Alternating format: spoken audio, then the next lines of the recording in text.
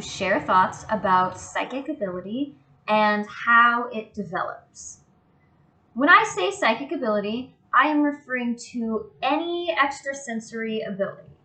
There are a lot of different ways that different people have these experiences, and it may or may not include seeing visions of the future.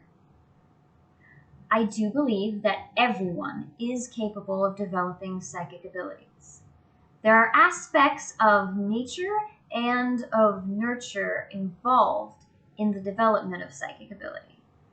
I compare psychic ability to artistic and music ability all of the time. There will always be some people who have a talent for art or who have a natural gift for music, and the same is true about psychic ability. However, anyone at all can learn to paint watercolors or to play guitar with study and with practice. We can learn to read and write music, and we can learn color theory and the elements of principles and design. With time, we can become quite skilled as artists and musicians and as psychics, even without natural talent.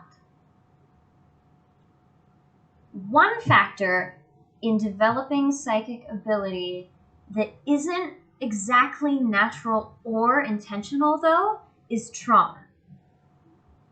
A bit of my psychic ability came naturally, and an awful lot of it was developed intentionally for a purpose, or at the very least refined so that I could better handle it. A whole lot of my psychic ability, however, was born from traumatic life experiences. Necessity is the mother of invention. So we know that as humans, our adrenaline-filled bodies can achieve nearly impossible feats when the need to survive arises. Well, if your survival and your well-being truly depends on being able to read the people around you or predict the next thing that is going to happen, the mind can achieve the impossible as well.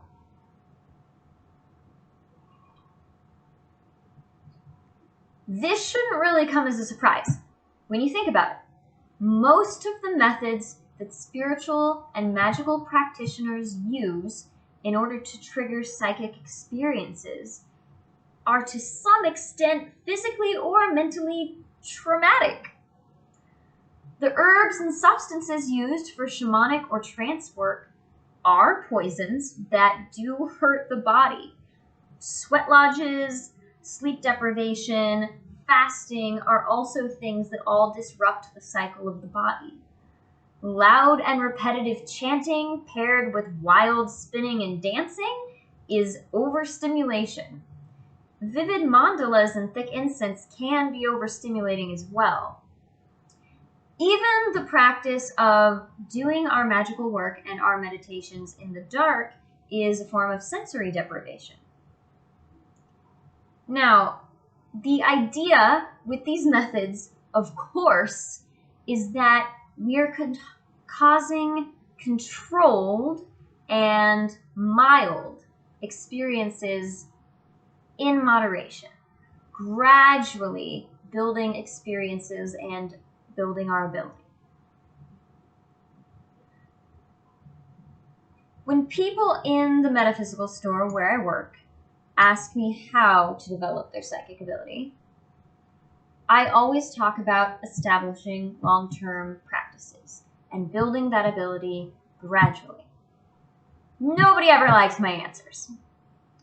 People always insist that there must be a shortcut, and I have always told them no, there really isn't. But perhaps that isn't the whole truth. As you may be figuring out, there is a shortcut.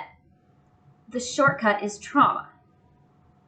True and painful, life-altering trauma will result in a dramatic triggering of your psychic abilities, and it will mess up the rest of your life in the process. So to be clear, I am not recommending trauma. Obviously.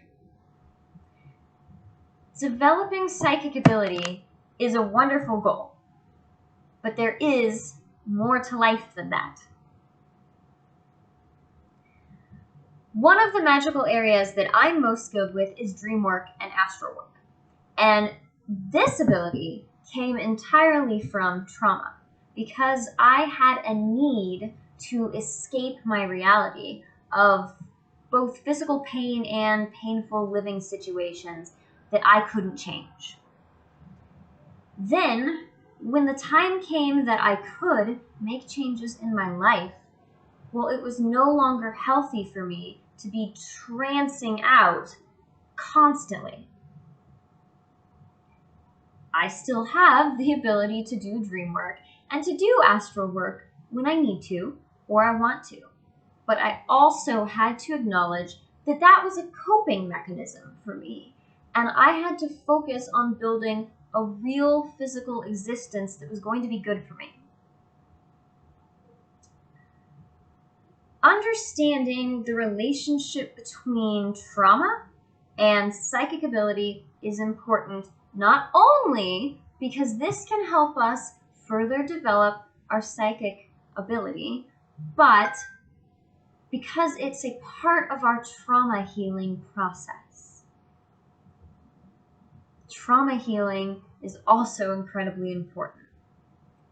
Any tree with weak roots is going to topple. So develop your whole self.